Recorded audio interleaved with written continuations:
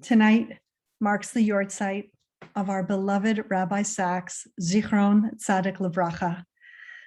I would be remiss as to not honor his legacy, which so strongly spoke to each one of us, teaching us, reminding us, and inspiring us that we are each a letter in the scroll, a link in the incredible chain of the Jewish people, and that we each have something unique to contribute to the world and to the destiny of the Jewish people.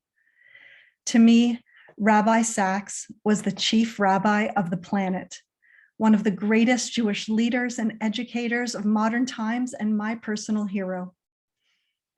I was just 18 years old when the book Chicken Soup for the Soul came out.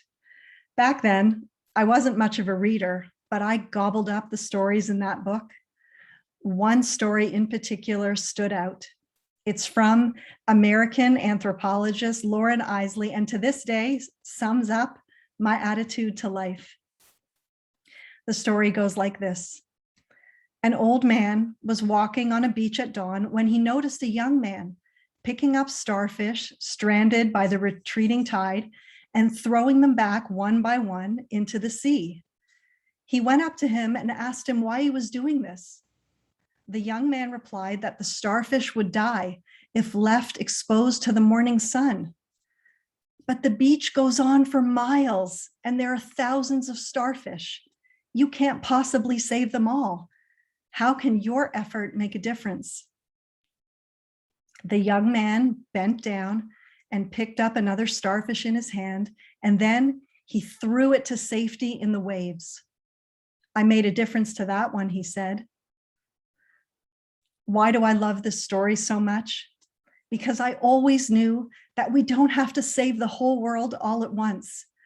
As I repeatedly learned from Rabbi Sachs, we heal the fractures of the world one day at a time, one person at a time, one act at a time.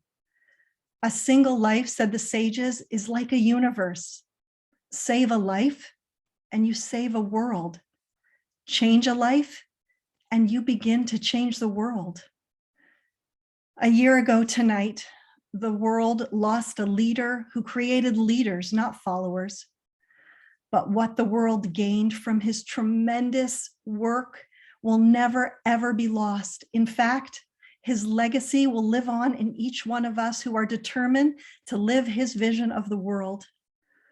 Today, I read something so powerful by Sivan Rahav Meir. She said, "We all loved Rabbi Sachs so much, and we were deeply pained when he was suddenly taken from us.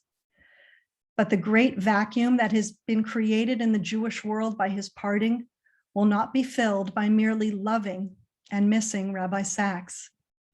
It will only be filled if we strive to be like Rabbi Sachs." Rabbi Sachs did not want people to quote his ideas by copying and pasting. He wanted people to take responsibility, transcend themselves to change the Jewish world and bring the Torah to every Jew. I have tried in my very small way to do just that. To those of you who have been learning his book, Judaism's Life-Changing Ideas, with me for the past year, thank you. I know we have all been deeply impacted by his teachings. My dear friend Ellie Bass said, "I never knew I could miss someone I never met so much."